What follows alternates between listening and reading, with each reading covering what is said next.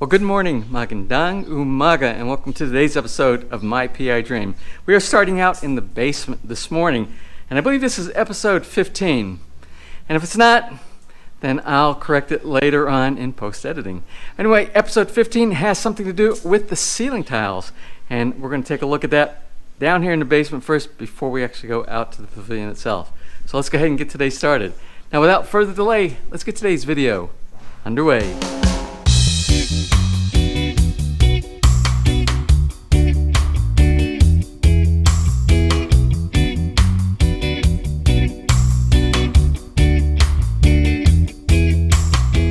Now, the reason I wanted to start out down here in the basement is because this is where I'm storing all of the materials, the building materials for the pavilion project.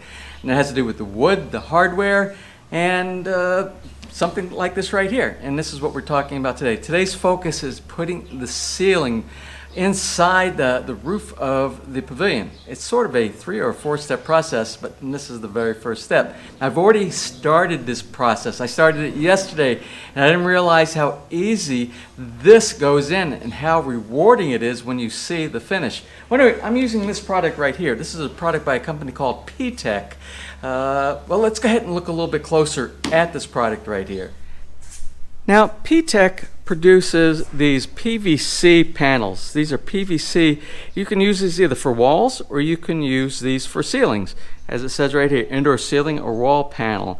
And they come in a multitude of colors. I believe in Wilcon, where I purchased this, they have about 4 different type of colors. But this was the lightest, or the next to the lightest one in Wilcon.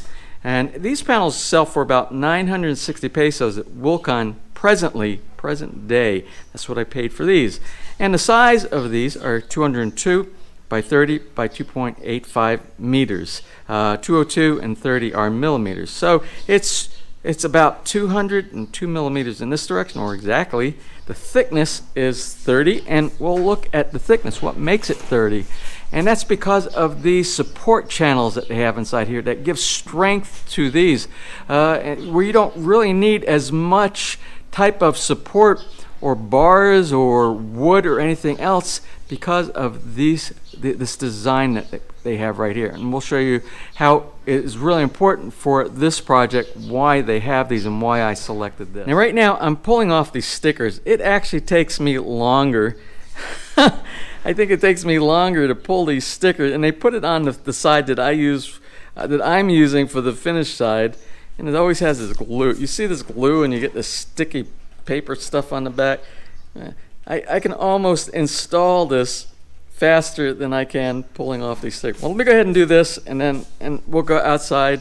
But before we go outside, I want to show you one more thing about these panels. They got the sticky label off here. It's ready to go outside, and we're going to install it in just a moment. But what I wanted to show you before we went out there, that you can use either side of these PVC panels. You can use this finished side if you like this, which is what we're going to use, because I wanted something that's very flat without as much texture.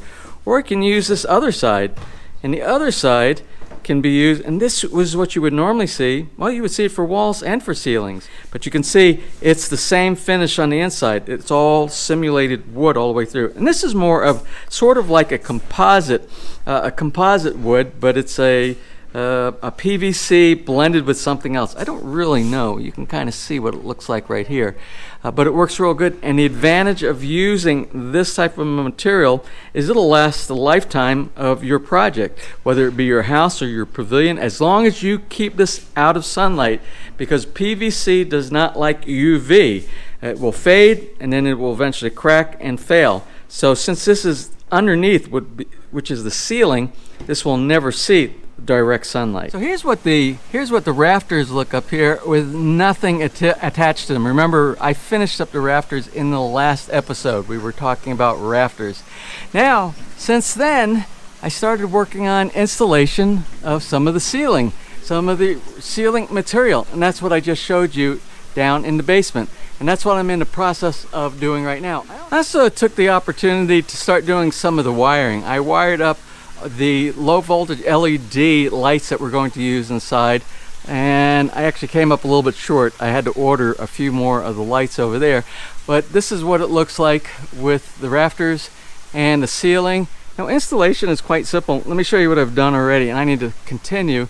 but you'll see it's attached, and I use these, they're called truss screws.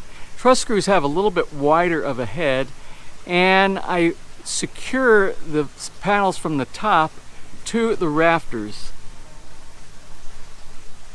Now, if you wanted to, you could stop at this point for your roofing material before you put your roofing tiles on. You could put C-purlins, or what you could do is you could put batten, which is what we're going to use, wooden batten, and then you could put your roofing tiles on top of it. But we're going to go one more step for additional strength. What we're going to do, we're going to use 5/8 inch plywood on top of this, then we'll connect up our batten, then we'll put our roofing tiles on it, and that should allow us a very strong and secure roof on our pavilion. Let me get the remainder of the ceiling panels. I'll stock it up on the scaffolding, and then I will install as many as I possibly can. I won't be able to get the top ones until we actually lay some of the plywood down, because I can't reach it. That's the main thing. Well, let me go ahead and get that, and we'll take a look when that gets completed.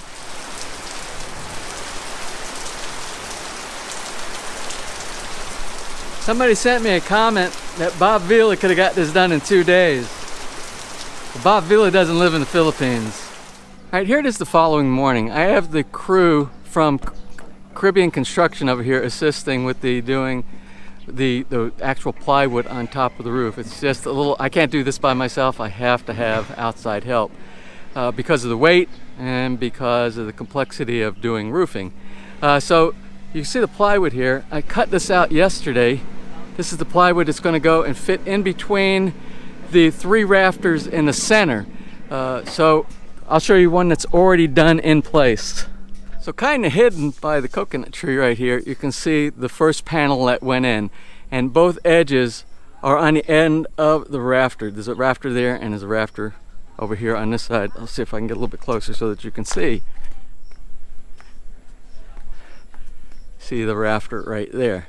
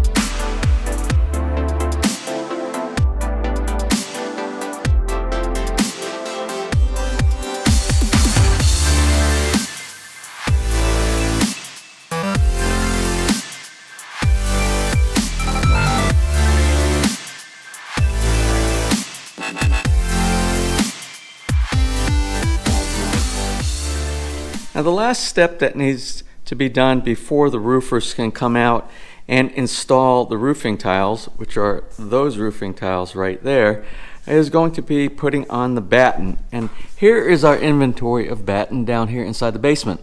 It was treated previously with the selenium for the termite protection, and now we're going to go ahead and install these. Now the recommended size of the batten is 40 by 50 millimeters. Or a little bit less than a 2 by 3. These are actually 2 inches by 3 inches, which means they're just a little bit wider. These are 60 millimeters in width rather than 50, but that's okay because it's better to have a little bit wider of a batten than it is shorter. It gives you a little bit more space, a little bit more material on the roof for you to attach your roofing tiles to. Now here's an important step I want to talk with you about. If you are doing this on your own, if you are a DIYer and you don't have a company coming in and doing your roofing, chances are you're going to have to do this yourself. And this is the batten that I was talking about. And batten is what supports your tiles. Your tiles are going to fit over this and secure to this batten that is secured to your roofing material, which is basically your plywood that you're going to have underneath. Or it could be something else. It could be something like iron underneath, like what we have on our house over at Villa Feliz there. So this is an important step, and the reason I brought this up, it has to do with spacing, because if you're using architectural tiles like we're using right here and not using plain asphalt tiles on your roof, you have to have very, very accurate spacing between the leading edge, and this is the leading edge, what we're going to call the leading edge of your batten, and the leading edge of your next batten. So let me go ahead and grab a piece of wood that's going to simulate what our next layer of batten is going to be. So we're going to say it's going to be somewhere like around this area right here. So from this point right here to this point right here, you have to have the exact measurement within a millimeter or two so that your roofing tiles fit and they grab into the section over and they screw your tile in this way. So if you are doing traditional roofing has fascia, what's called fascia, that goes up here and it connects to the front of your rafter. Or if you have truss work, it'll connect to your truss work, just like we have on the house over there. You see, we have material on the outside which is called fascia, and the fascia is it's decorative, but it also does some support. But on ours, we have something what's called exposed. We are doing exposed rafters, which we don't have. There is going to be no fascia on the front. So when I say the importance of spacing of your batten here, normally what you would do between this batten right here and the very next one, it's going to be about 30 millimeters, or an area about this big right here. It's going to be shorter. It's going to be shorter, the spacing between your first and second batten and all the remainder. And why is that, you might ask? Well, if you have fascia right here, what they're going to do, they're going to take a piece of flashing material and it's going to go out beyond where your batten is right here, or to the edge of your batten, out and over your fascia. It's going to cover part of your fascia, just like what we did, and I'll try to get a closer look over there in just a moment. So it's very important that you get your very first row. That's probably the most important row when you're putting your batten on your roof. Now the spacing between your first batten and your second batten, or your second, third, fourth, and fifth, all the way to you get to the very top of your roof, is all going to be dependent upon the type of tile that you use.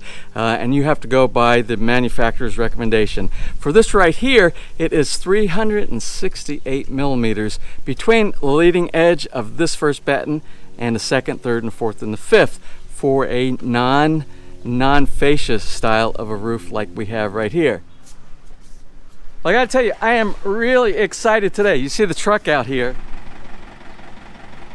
That's actually our truck. Our roofing team is here, and no roof would be complete without putting roofing tiles. So the roofing team is here. I'll show you the tiles that they brought in, the inventory, and then since this is really a roofing episode, we've started from the beginning, all the way from the ceiling material, that PVC, to the plywood, to some of the underlayment, the batten, and now the final step is the roofing tile itself, and these guys are here today to start doing that install. So they just unloaded the material. Actually, they're stepping on the material right here. This is the material for our roof.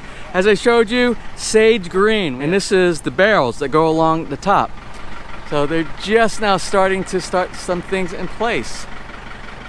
Now I briefly just want to show you one thing I requested from the installer this morning. A little bit of a change of what I originally thought we were going to do, but a much better design. So you see, we have the rafter here, we have the PVC ceiling material, we have the plywood, we have some underlayment, and we have the batten up here. For the flashing, which is the trim that makes it look nice from the outside, we're going to do like a U-shaped channel flashing that goes over here. Originally, we weren't going to modify anything here. We were just going to take about 2 inches of the flashing to go along here, up here, and underneath the tile. And we were just going to do a cutout here. But I said, let's do this to make it look clean.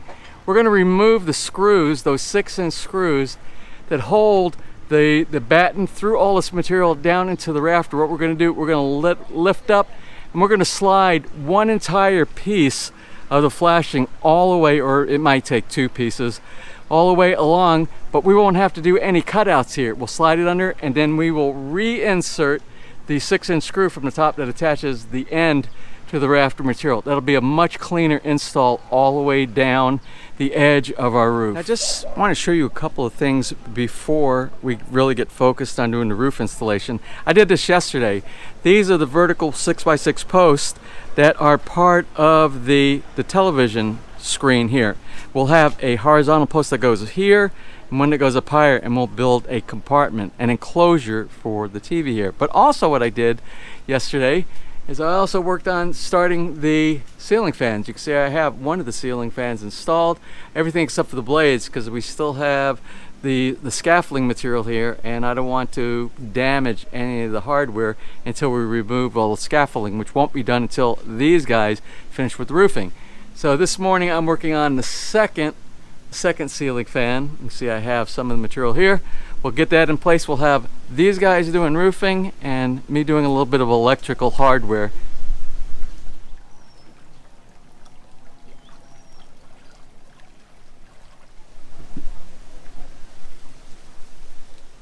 I'm really glad these guys are getting this done today. Last night was really windy, and this is the tarp that was on the roof to keep it dry before they started getting these roofing tiles in. And I actually had to come in after dark a couple of times because the wind got up underneath the tarp and it blew it over to the other side, so I had to secure it down with some better pieces of wood and screw it down into some of the batten up there. But you want to make sure that your roof stays as dry as possible before they actually put the final roof tile on there, so you don't have any rot damage or any termites getting in there later on, even though we treated it with selenium.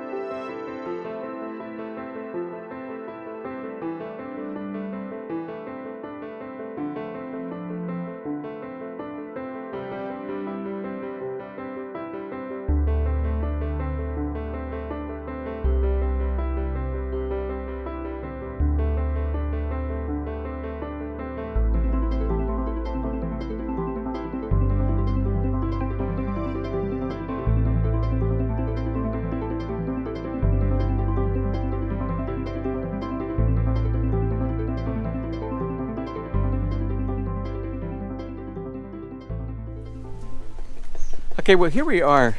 I'm trying to stay out of the rain here. Here we are 4 days since the last time that our roofing team were here.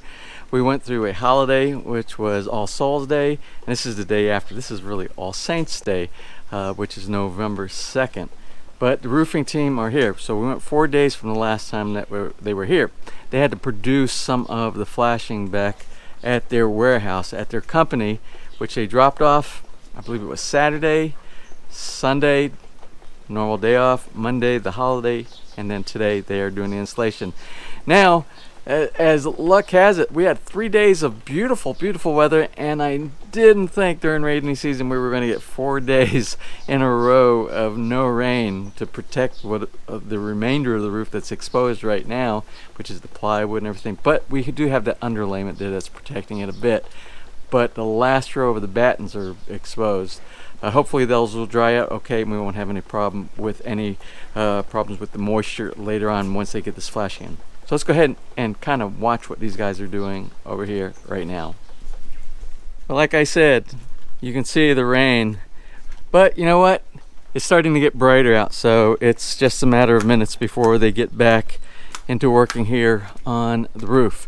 So you see really what we have left over is the flashing on the front and the bottom and the last row of roofing tiles. And that's what they're working on now. And I'll show you what they've started on already. They've started on the flashing on this side over here when the rain started coming down. So this is the first piece of flashing that they put up for the trailing edge, the very bottom of the roof. They're going to continue all the way down. Now, since we use the 6-inch Samson strong tie screws that you see him pulling out right now to attach the batten to the roof itself, they have to pull that out, slide the flashing underneath the bottom and on top of the batten, and then reattach that 6-inch Samson strong tie. Well, I want to wait until the following morning to show you the final install of the roofing. And the reason I wanted to do that, I wanted to get rid of all that scaffolding that I had inside. It was all over the place, and you get a better idea of what the pavilion is going to look like in the days to come once we start doing the rest of the finishing. So anyway, let's go ahead and take a look at the roof completed with all that scaffolding gone. Now, it's really quite difficult to look from down here. You can get a sort of a perspective of what the roof looks like, and the flashing and the tiles and the barrel on the top look really nice. But what I want to do is I want to get the drone. We'll get a drone view and take a look at the roof from the sky. We'll see what it looks like from up above. And it's early in the morning here. So here, we'll kind of look a little bit back here before we actually go. But I'm really happy with the quality of the work that was completed here for this portion of the project. We'll be moving on very shortly to the other portions that have to do a lot with the finishing portion of the pavilion project.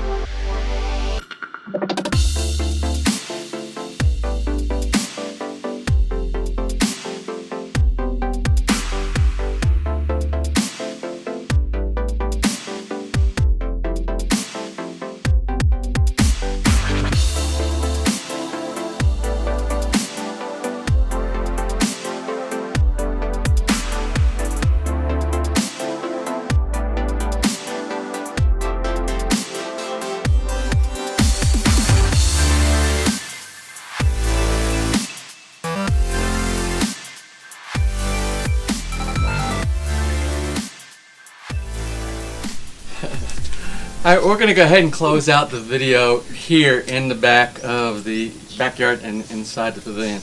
So anyway, I just want to ask, what do you think about the roof? It's amazing, babes. Yeah. Well, both, oh my God. I think it came out really well. Both the inside and the outside by Katibak Enterprises. They did a great job, huh? They did a great job.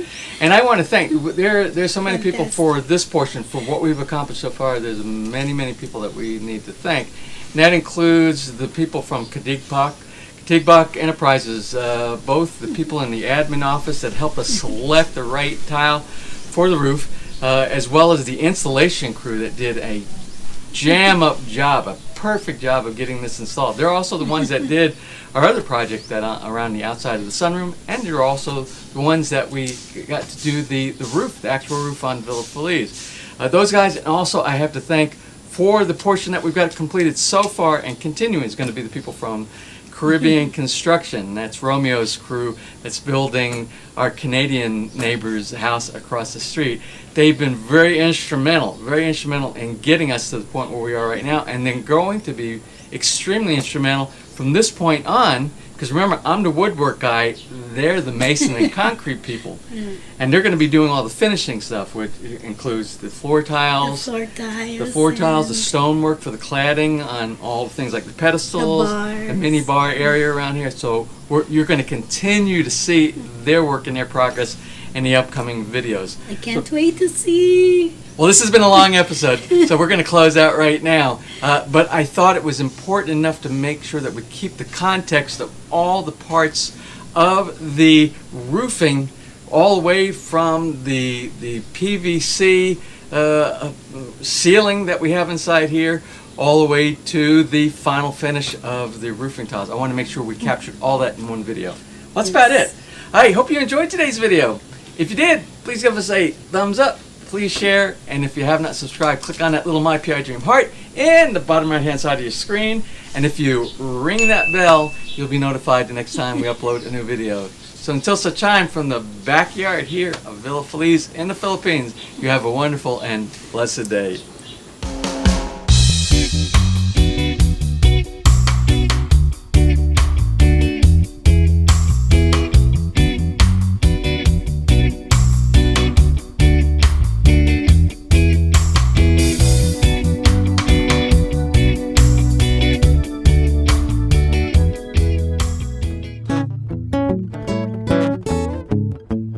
If you enjoyed today's episode and you would like to see more just like these, just click on one of the helpful links over to your right and you might be able to pick up on some good information on DIY projects, how to, or if you are interested in moving to the Philippines and building, you'll find answers there as well.